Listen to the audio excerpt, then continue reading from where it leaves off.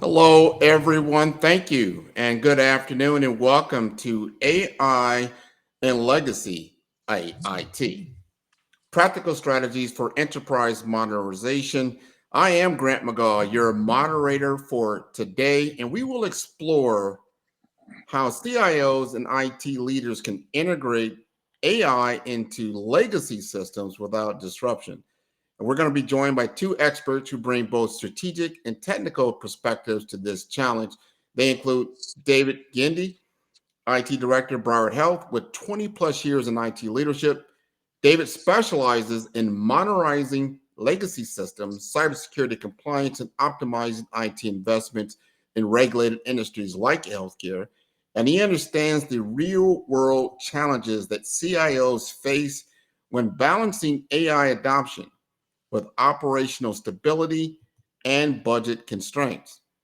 Then we also have Ronak Shah, CEO of Agile Infoways, that does custom software engineering. He's an expert in this field. Ronak is an AI and software integration veteran, helping enterprises bridge the gap between legacy systems and AI driven innovation. And he designs scalable, secure, and compliant AI solutions that enhance efficiency without costly infrastructure overhauls.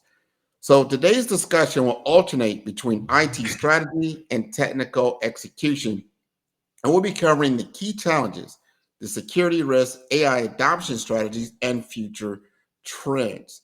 So we want to make sure that this is an interactive conversation. If you do have questions, please put them into the chat, and we will be able to answer them as time permits. So I'm going to direct this first question over to David. And David, I'd like to know, as an IT leader, what are the biggest concerns that CIOs and IT directors, such as yourself, have when trying to integrate AI into legacy systems? Okay.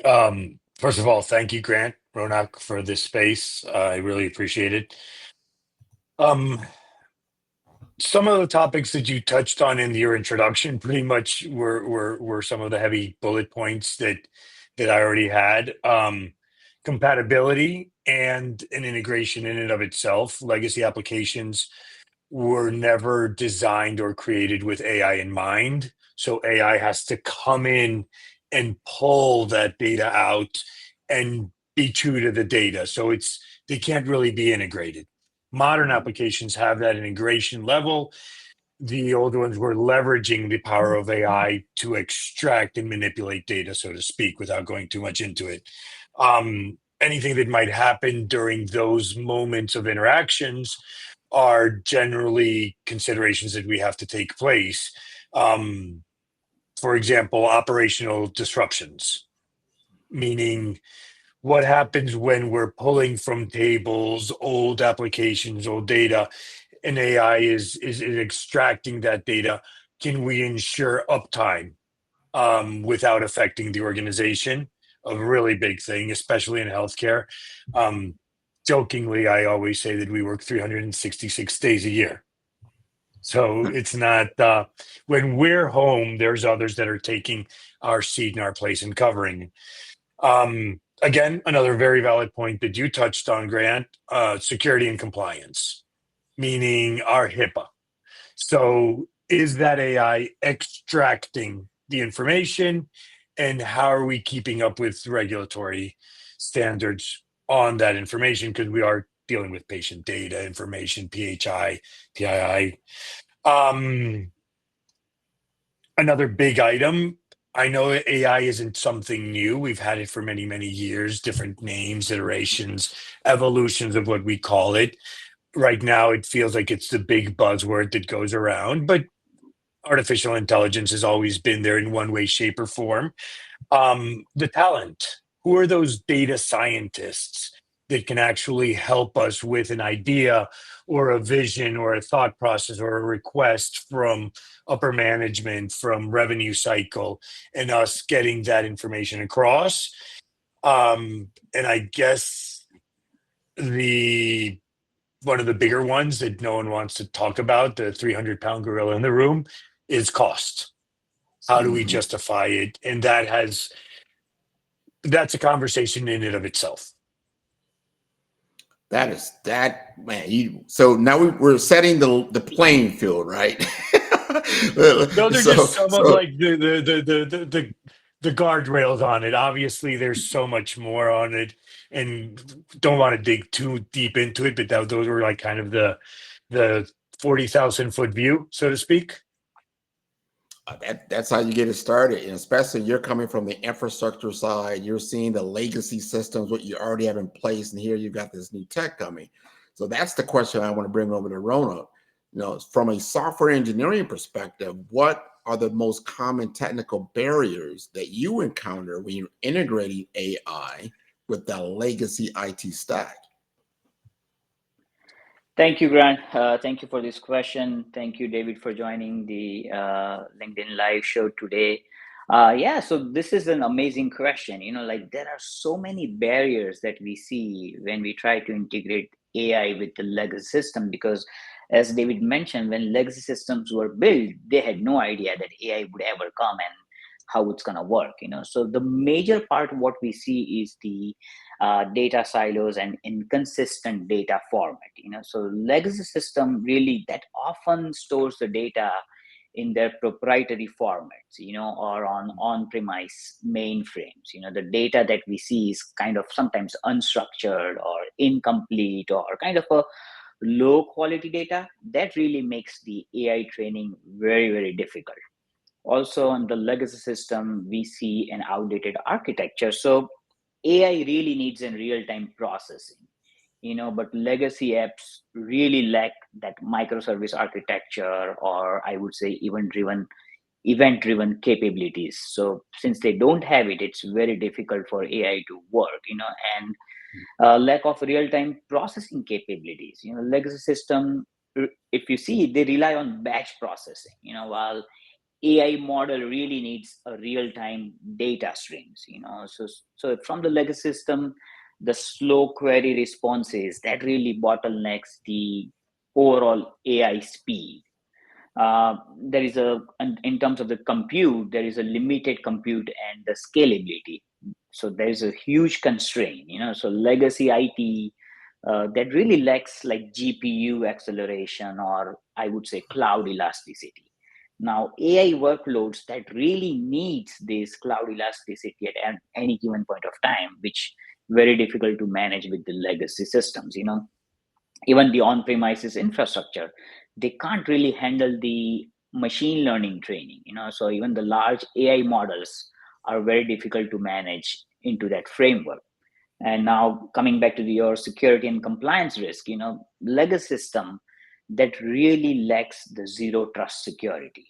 Now this, we know this in the healthcare data privacy laws and HIPAA compliance and all those. So there is so much of restriction of the data usage also for the AI models. So and legacy IT systems do not have a version controlling. We have not seen even CI/CD pipelines deployed, or how do we even monitor the AI models into this infrastructure? So that's a very big challenge. So the final thoughts for this, legacy IT, I would say, is not AI ready, but with APIs or microservices or kind of data modernization, or maybe having a scalable infrastructure, enterprises can or have started bridging the gap in between right now. Man, this is interesting. I All these pictures from what David just said, Ronak said, I see this big technical debt. First, you just had, this very, probably in David's world, the IT infrastructure was doing pretty good. And then all of a sudden now it becomes outdated like overnight. And then these new, new emerging technologies, yeah, we want to take advantage of them. But whoa, we got to pump the brakes. We got to look at this. And one of the biggest things, and this is top of mind for a lot of people, especially CIOs, is security. So I want to ask David, what are the biggest AI related security risks in legacy environments, and how should IT teams address them? Okay, so let me try to approach this from a couple of angles. So legacy applications, we already have them guardrailed because we've had them in the environment, in production. Data has its confinement, so we know that that's well under control. We start injecting AI, as Ronak very well says, and then AI in itself has certain version control. That was a perfect example. So how do we know that even though we have an LLM, the AI, that we don't have a data leak somewhere within that, and then injecting that into a secure environment? Obviously, we have moral compass and the ideas that everything works out in best interest of who we're serving and how we're doing it. So we have to try to maintain guardrails on a system that we had control over from beginning to end, and inject something new, which at the same time we're learning. And again, to Ronak's point, what we used to know as a consumable in processor, memory, power for this machine, tomorrow, next week, next month, depending on the ask, can be way bigger. So the data privacy and the data leakage, versioning control is always something very, very risky. That how are we integrating these two and maintaining that resiliency and that safekeeping? um the tools that are used, they're also very, what I call, bleeding edge, a little bit different from cutting edge. Just terms that I coin. Bleeding edge is always a little bit more modern, and we may not have them completely tried and true. So that's a concern as well. Um, Compliancy risk in healthcare, you can't really run the risk because of you're dealing with data. Can you do it in a non-production model? Yes, but are you looking at the risks that are being, um, the possible risks that you might run to in a non-production model as well?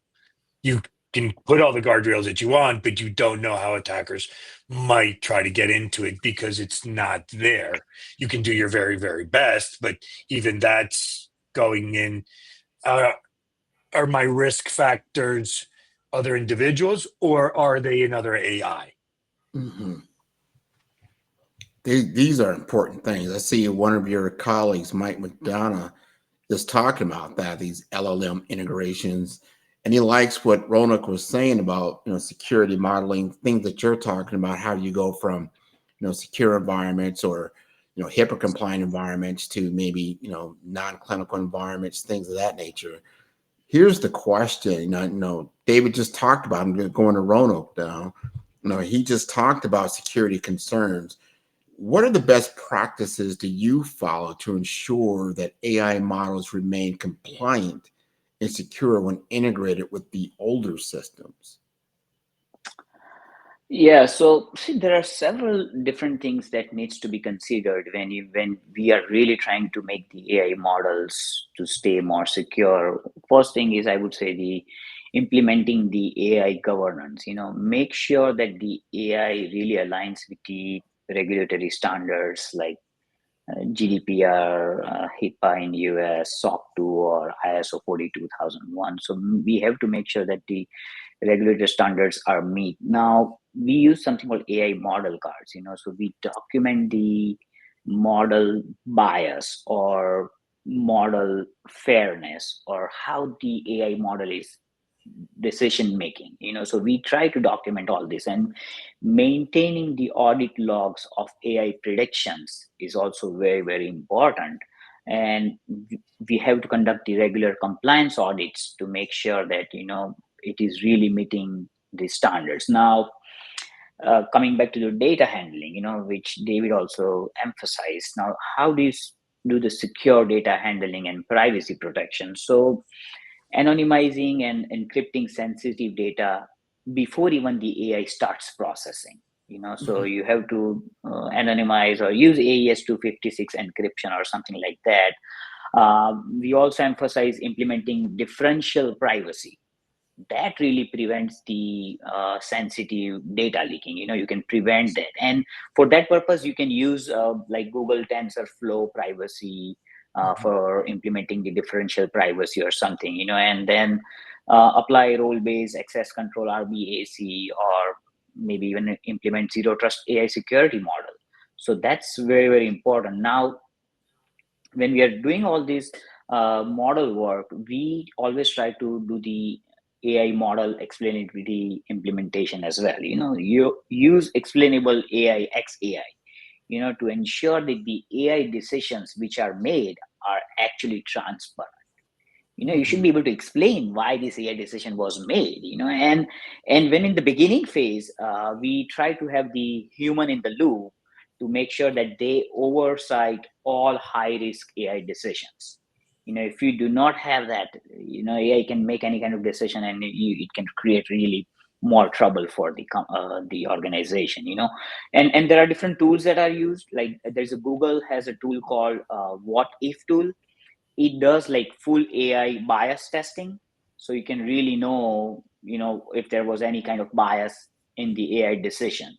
And there is a Fiddler AI tool that can be used, which is more for AI prediction purpose, but it's an amazing tool.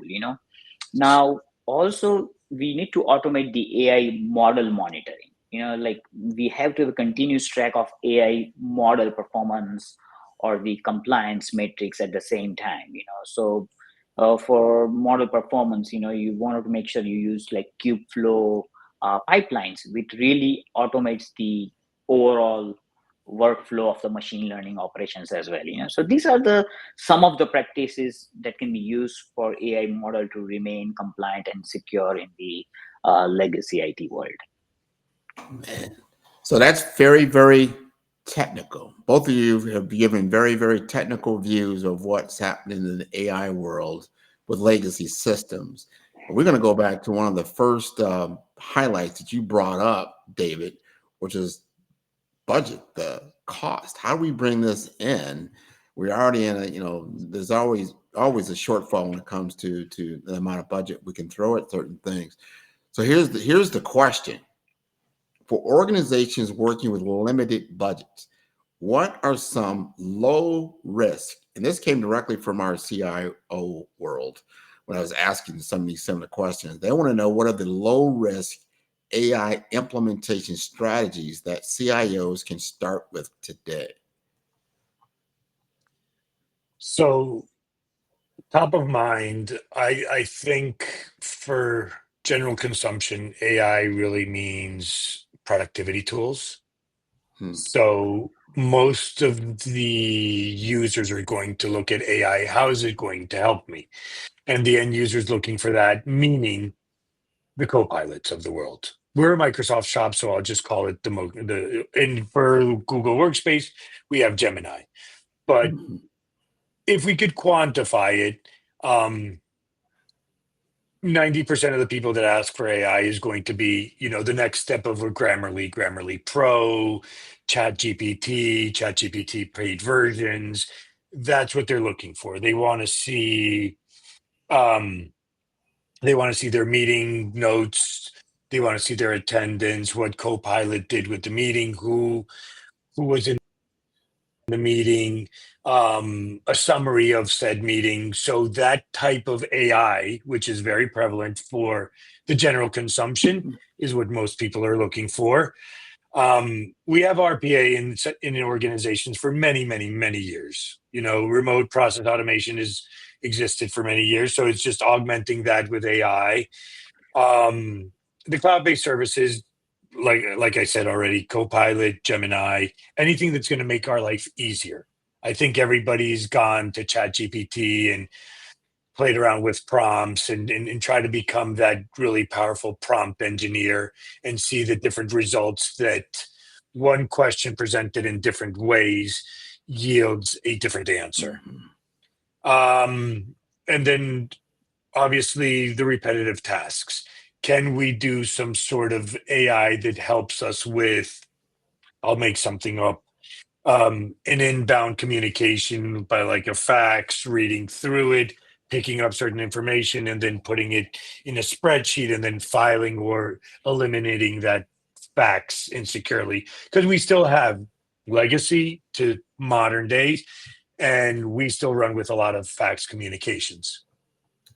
This is important. So that I'm glad you brought that up. We're going all the way from facts all the way to AI, and it sounds like just this enormous leap. You think about OCR technology and things like that. But I like how you just kind of streamlined how you can bring in AI, baby steps, and then there's other things you can do with AI.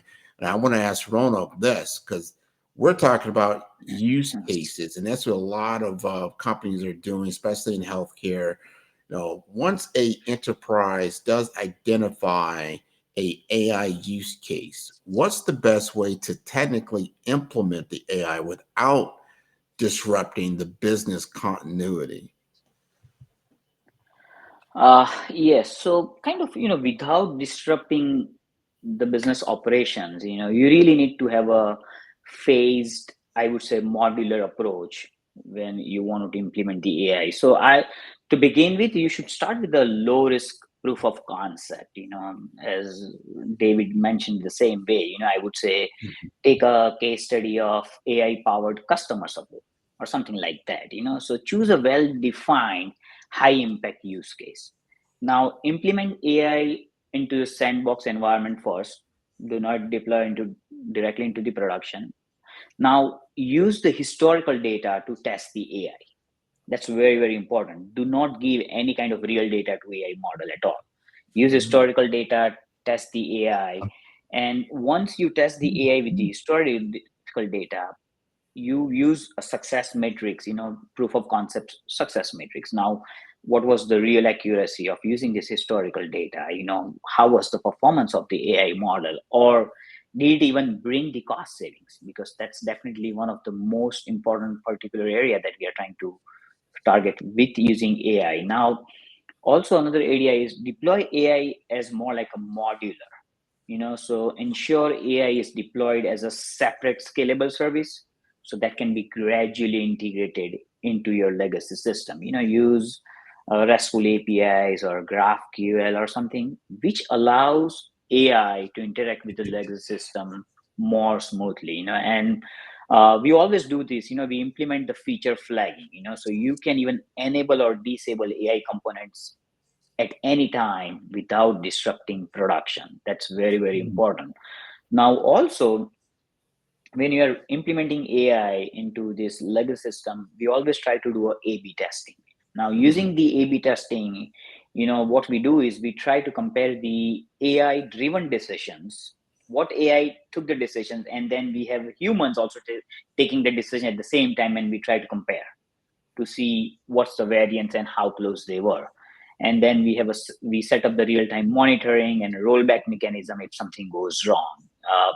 Because we have seen number of times in the AI models that bias and fairness checks are very, very important, because you are training the AI models in some kind of historical data. Now that data could have some kind of bias, so you have to make sure you need to automate that you should be able to find that bias automated way as well. So you have to maintain the audit logs for all the AI decisions, for regulatory transparency as well. And always recommend to set up the CI/CD pipelines for all AI models that should be updated without any downtime. So these are the some of the areas where you can perform or you can plan to integrate AI without disrupting any kind of business operations. I like that. What I got out of that was be careful. Be careful. Valid, testing and validating and test again. So that was great. We've got a lot of chatter out here. Barbara is chiming in. She loves what both David and Roanoke are talking about. She's talking about some of what the applications they're looking at, from a physician standpoint, and then just looking at all the different use cases that are available now. This is a big one. We just encountered a little bit of this before we even jumped on, between on-prem and then cloud. And there's a difference between these things and how they operate in certain environments. So I want to ask David, what is your perspective on the role of cloud versus on-prem AI deployment when dealing with legacy infrastructures?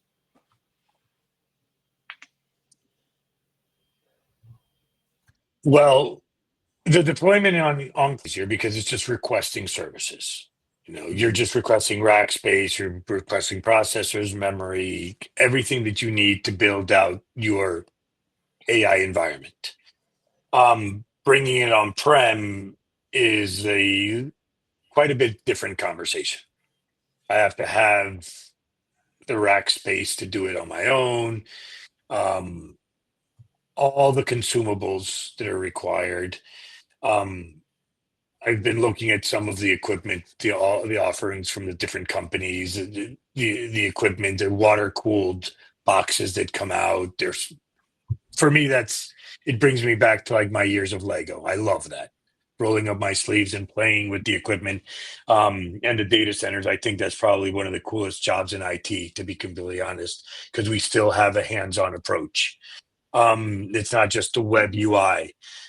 Would I want to have and own my own environment to do to source and host AI would love to.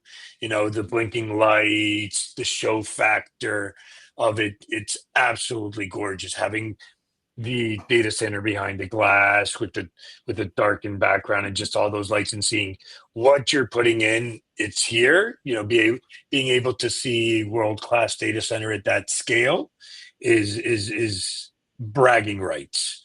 So back to your question a little bit, deployment, ease of it on in cloud is the way to go. It's just perfect. You just require it, and you're going to get a monthly bill. It's somebody else's responsibility.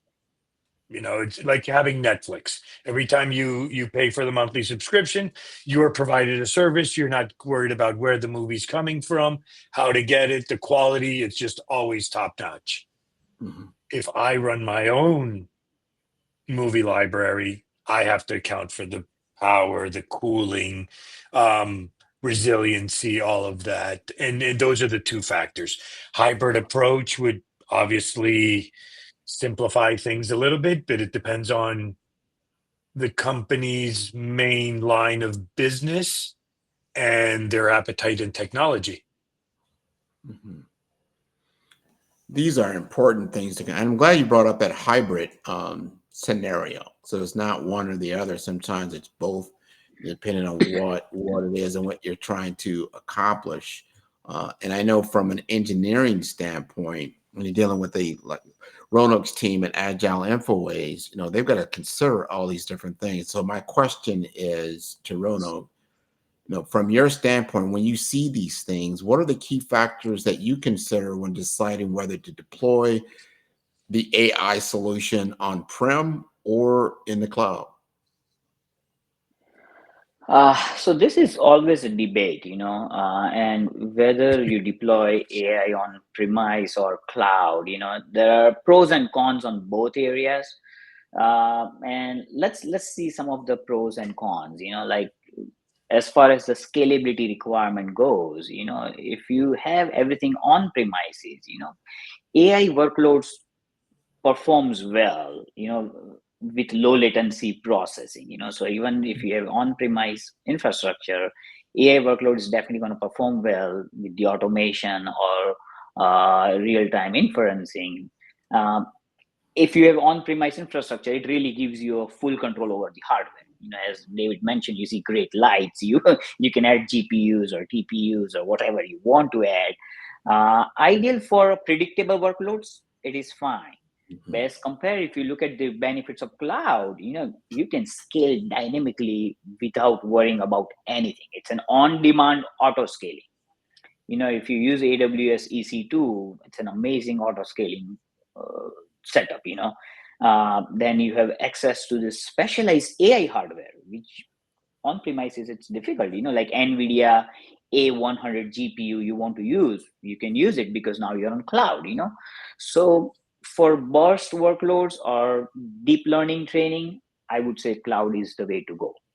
Now, if we look at from the data privacy standpoint, on premises is good because you have a best for the industries with strict regulatory requirements, like healthcare, finance, government. They have so much of data policies. So if you have on premise, data never leaves the corporate network. So it reduces the compliance risk. Where on the cloud, cloud offers the benefit of cloud is it offers built-in compliance certification. So you have ISO 27001, HIPAA, GDPR. You don't have to worry about it. As Mhm. soon as the moment you go, so much of inbuilt compliances are there. But sometimes there are security concerns on the cloud as well, like because you are in the environment where the multi-tenant AI processing is also going on. So there are so number of other companies AI processes are also on. Now consider the cost side. The on-premise, if you're trying to serve everything in-house, it's a high upfront capex cost for AI hardware, storage, networking, maintenance. The way David said, it's crazy. How much you can do. The Netflix and example was a great. You know, Sometimes you may feel it's cost effective for long term and stable AI workloads, but if you really look at it, the cloud, you're only paying as you go. Let's say you're in the AI experimental phase or you need a flexible scaling. Mhm. It's very, very good. But we have to remember that, constant AI usage on the cloud can get expensive as well, because you have large data transfers going on at a time, and that can really cost you good money. So we have to understand both ways. Now we are in today where we're discussing more about the legacy system. How we're going to Mhm. benefit legacy system integration, whether you're using on-premise or cloud. So when if it is on premises, it kind of sometimes gets easier to integrate with the legacy databases or mainframes, because it supports the low latency API calls.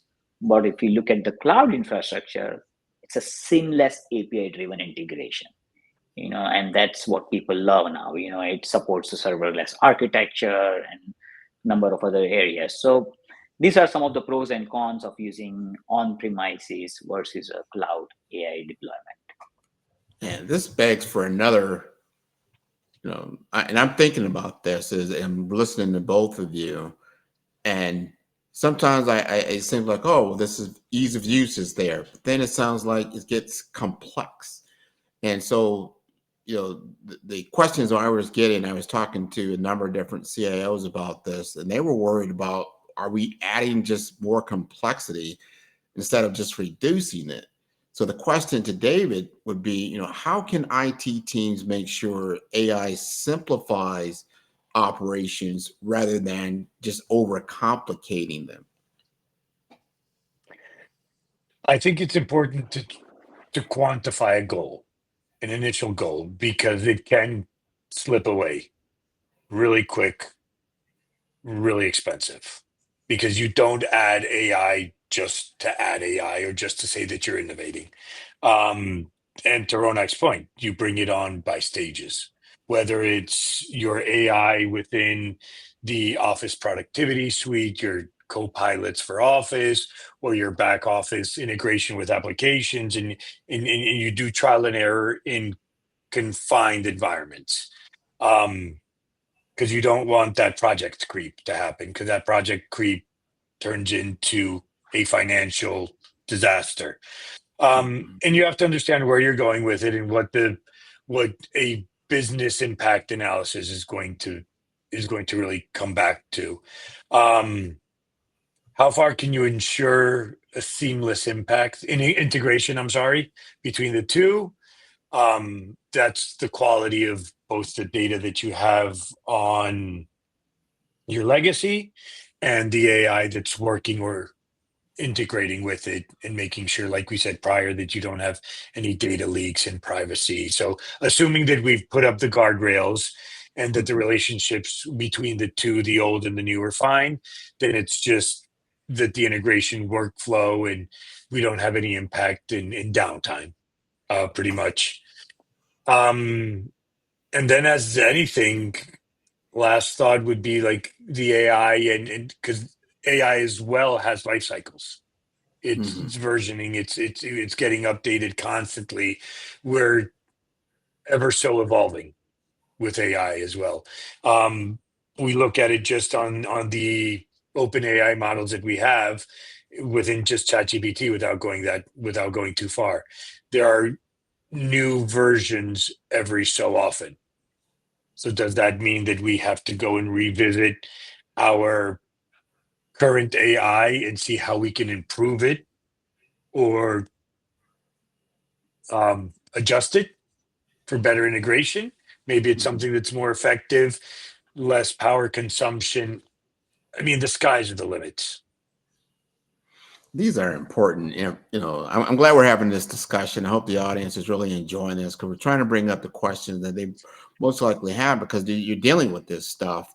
And where do you go from here? Now, you brought up the risk of adding, you know, the risk of adding complexity to the environment, right? I want to know from Roanoke's standpoint, do you take this into consideration? Like what development approaches or methodologies help ensure that the AI solution remains scalable and manageable within your scope? Yeah, so there are some best practices or approach that any technology company should take, to make sure that the AI solutions that they're building, they always stay scalable or manageable. First I would say using the ML ops, which is machine learning operations. You have to, why do we need to use ML ops? So that really helps you more on the automating the AI model. So you can, the AI model will have automated training, automated deployment, and kind of an automated monitoring. It really, these ML ops are so good because it ensures the continuous integration and continuous deployment of the AI models. It really manages the versions and rollback models and like that. So using the MLOps pipelines for automated model training is very important. And I would say you should always try to deploy AI with containerization, use of Docker or Kubernetes for the scalability point of view. Now, agile AI development is also very important. Why you have to do AI development in agile way? So that's very important because that enables the iterative AI development for faster adoption.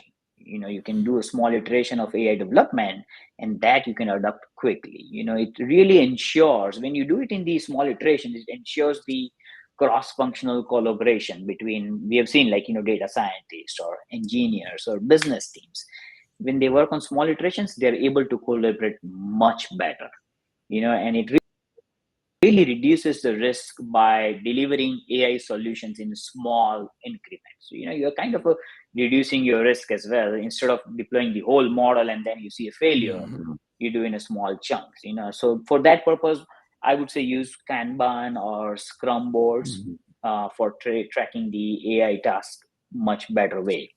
And always we emphasize, even in the all the time, I always say use the microservice architecture or API driven architecture because that really decouples the AI components and it's really easier to scale now. Mhm.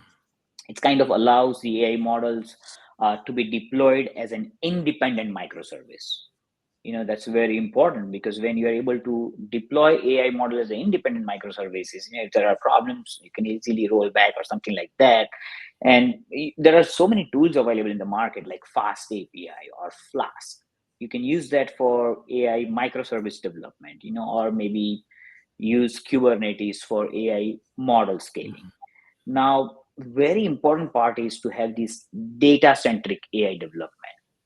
Now, why data centric? Because AI performance really depends on a high quality data. Mhm. When you have complex models, it's very important to have a very high. So your approach should be very data centric when you design the AI models. Now you have to implement the data pipelines for that or perform data drifts or bias monitoring techniques to make sure your data is really in high quality. So these are the different methodologies.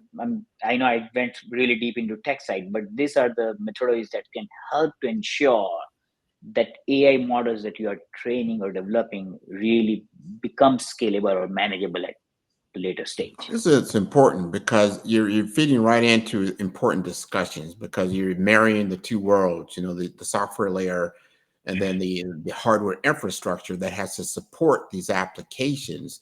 That is what David's team is doing within his environment. Now the question is like, do you At what point do you see these red flags? Either are you invited into the design, or are you into the testing phase?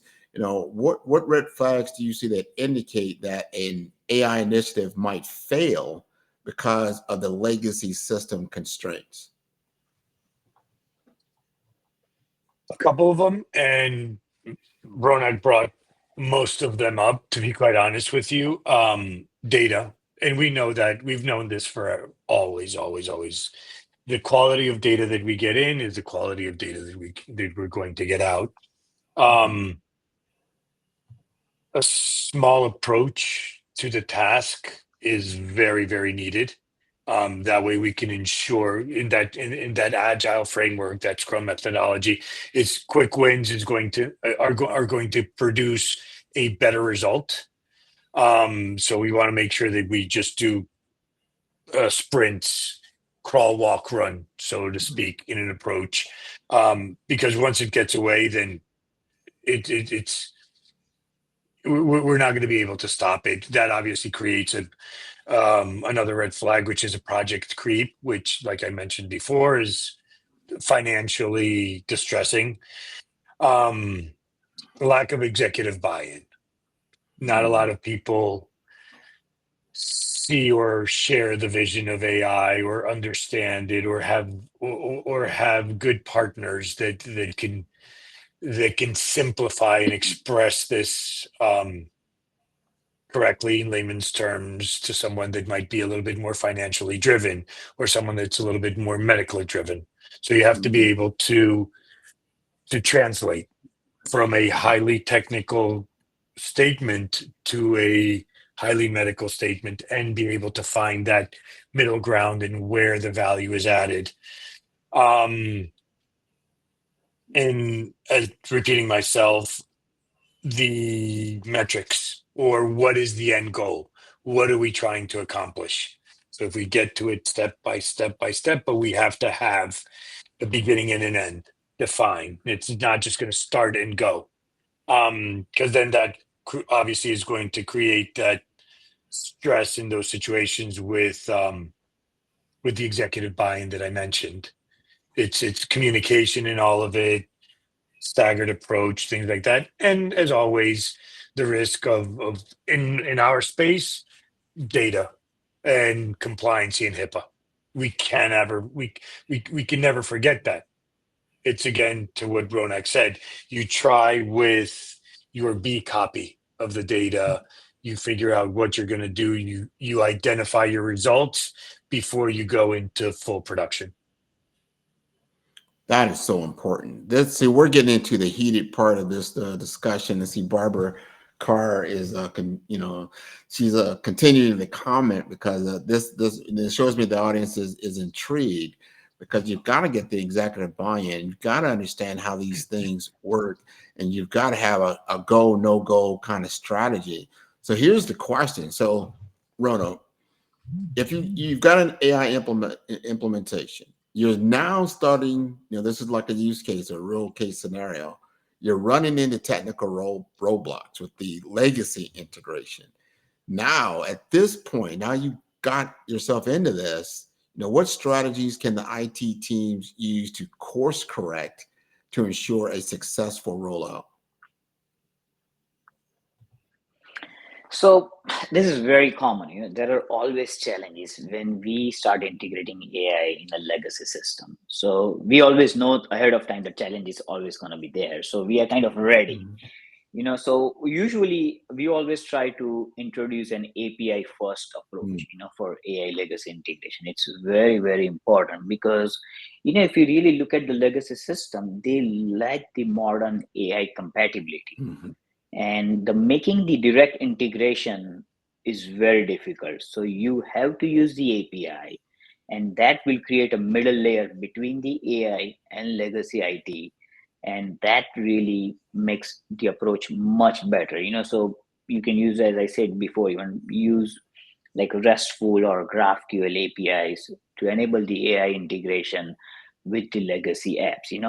And now deploying now AI as a microservice based system is always important because microservices will modularize the AI components. So it allows the gradual integration. It's very, very important. So this will always come, that we have to go as a modularized approach to make sure that we do small in the increments. And as I mentioned, you can always manage the AI workload by using the Docker or Kubernetes or something. Now, important part is implement a data breach. Now, legacy databases, they use kind of their incompatible data format. They have incompatible data format, or sometimes they use batch processing. Now, in the beginning, we discussed AI really needs a real-time data access. So that's very important. So you can implement ETL, like, which is extract, transform, or load. So implement the ETL process to clean and reformat the legacy data.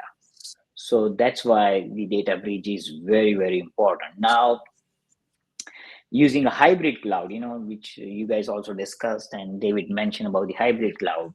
So using the hybrid cloud for AI processing versus the on-premise legacy. So that's very important because legacy system often lacks the compute power, so we have to have either all on cloud, or you go with the hybrid cloud approach, which really allows the on-premise legacy system to interact with the cloud AI models. And I would strongly suggest that we should always think of implementing the AI observability and performance monitoring. So, because of legacy integration, that can really cause the AI performance degradation. Performance can go down. There could be API failures. How do you know, or how do you have real-time monitoring? So deploy AI observability dashboards, where you can see the real-time loggings, you can see real-time alerts in the system. And while you're able to monitor this real-time, you can address the AI integration failures right there. So these are the way you can overcome some kind of technical roadblocks while integrating AI with the legacy integration. Man, we've covered a lot of ground, and I've learned a lot.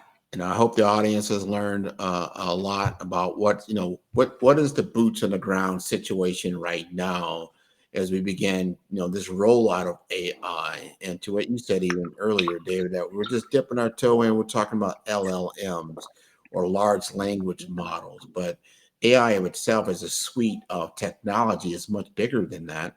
And you're starting to get more of it rolled out, and it'll be more of a bigger load, like computer vision AI, so it gives more and more video, and it's got more and more data to it. It's a heavier load, so to speak. So when you're looking ahead, as we sit here now and you see what you've got and what's coming down the road, what trends do you see shaping AI driven enterprise modernization in the next 3 to 5 years? That's almost for an entirely complete session, just in conversation, because the possibilities are infinite. We see it from simple day-to-day tasks in the service center, repetitive tasks within any of the teams. How can an AI change or help us extract data, our normal workflows, reporting, risk assessment, um, at the for example, in the hospitals, the edge devices, there's AI there helping us report where the carts are, what their conditions are, the metrics of what they're reading, um, ambient environment, a million and one pieces of data that we might not be picking up today because we just don't have that technology in place. Um, Cybersecurity. It's like I mentioned before, we have an approach to it, and it might be a little bit reactive, but with AI, you could have the AI protecting against the AI, if that makes sense. Um, Yep. the back end office, I mean, I'm looking at it from Microsoft 365. I'm looking at it from cybersecurity. I'm looking at it from the service center. People just being able to get a simple task done quicker with what at one point or another we called a chatbot. Now the chatbot has enough information and we've given it enough data that when Grant calls the help desk, the AI can go and verify information that you've provided and help you with a simple password reset. Are we getting rid of jobs? No, I think they're just evolving. They're changing. The scope or the approach on certain tasks are there.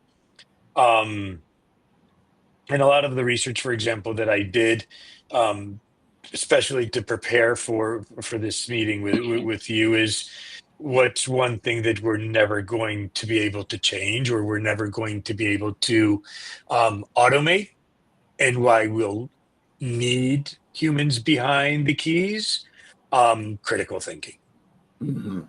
We can teach the model a lot, but there is a point in time in which we're still required to make that difficult decision, that important decision. Um, Something that I've had the opportunity to debate, and just because I love to get deep into these conversations, is um, the ethical portion of the AI. Like who is that ethics committee behind it? Where are we setting those guidelines to teach the AI to perform said function correct or incorrectly?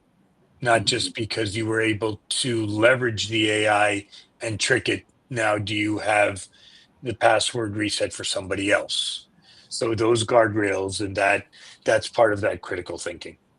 That's That's important. I think a portion that is just never going to go away, and that's why we still need to be very much involved in it.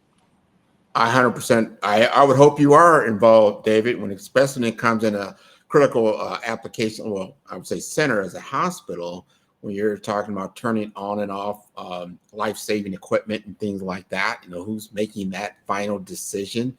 We're going to really leave that up to a machine, and then who is responsible for that? Who takes the accountability of that? So there's certain things that we really got to be concerned about. I want to bring Agreed. that same question to Rono.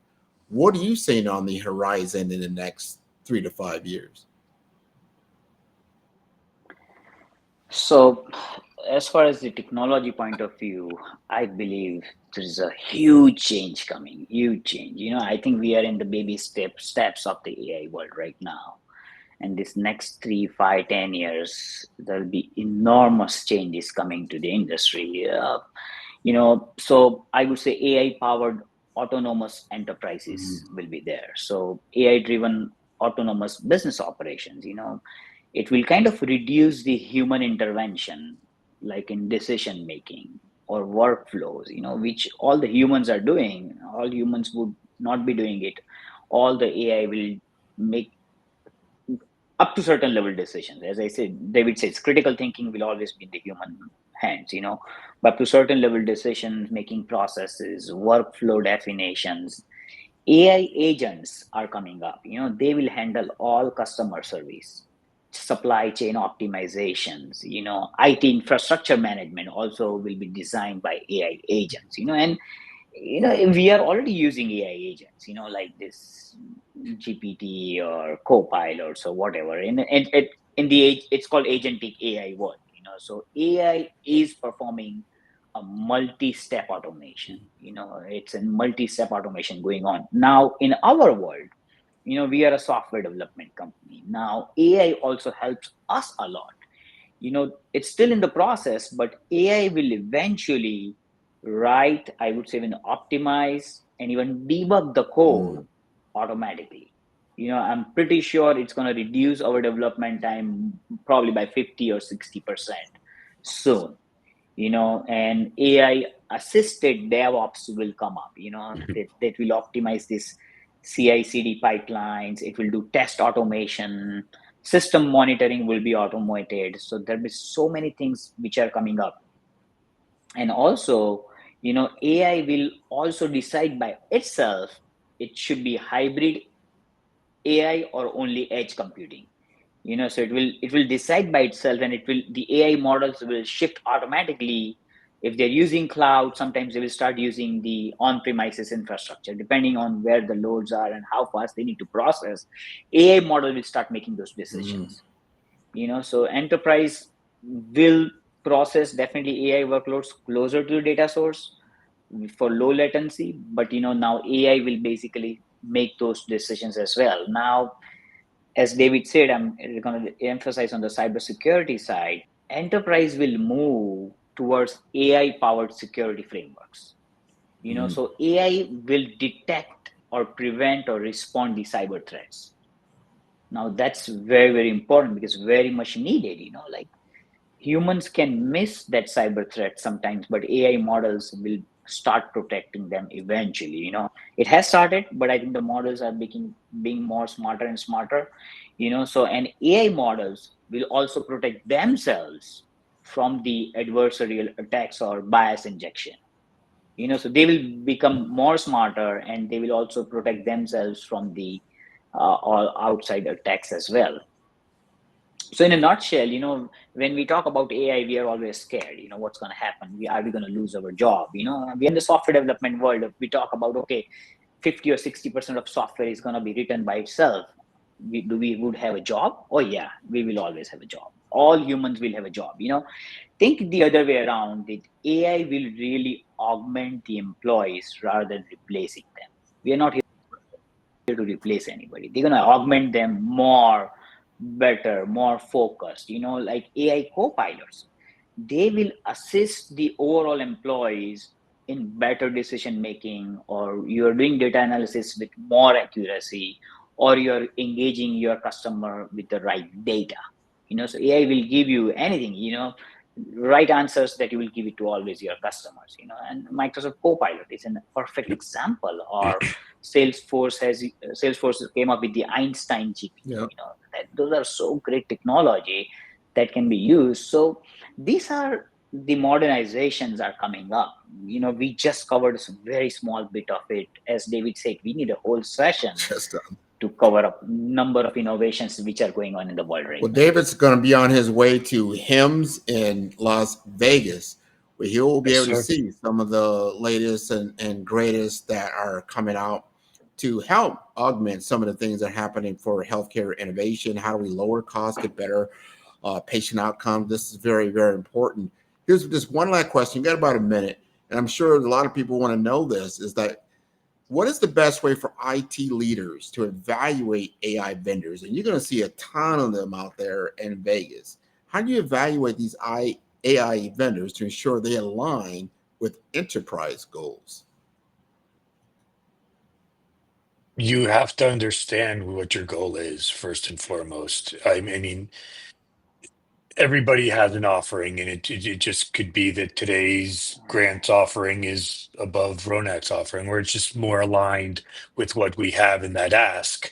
And flip it a year, 2 years down the road, it's your offering worked for that goal in mind, and now it's Ronak's turn. It's an ever evolving market, to be honest with you. It's not a one size fits all. It's not a one person.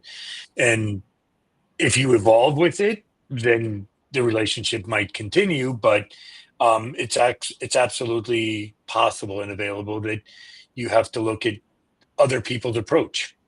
Mhm. At the end of the day, like Ronak said, we're the ones feeding the AI. So you going back to the example, Grant, you were feeding it one way, right-handed. Ronak is feeding it left-handed, and it just happens to be that this is what's going to work from, if we could be that squared from year three forward. It's that simple. It's an ever evolving environment. I don't think it's something that's going. I know that it's not. It's not something that's going to be stagnant. We see changes I trust that, every and couple I of want to thank months. you. No, it's going to grow exponentially. We're going to ride this wave with it. I want to thank you again for taking the time to join us this afternoon, David. This has been wonderful. Always great listening to you, Ronak. I learned so much from listening to you and how you really implement these types of things. And when you see real world applications that David is working in, the more that we collaborate and conversate together, we can both meet our goals. So thanks again for being with us this afternoon with Agile and Thank you both for the opportunity. You're most welcome. Thank you, guys. Take care. Bye-bye. Bye-bye.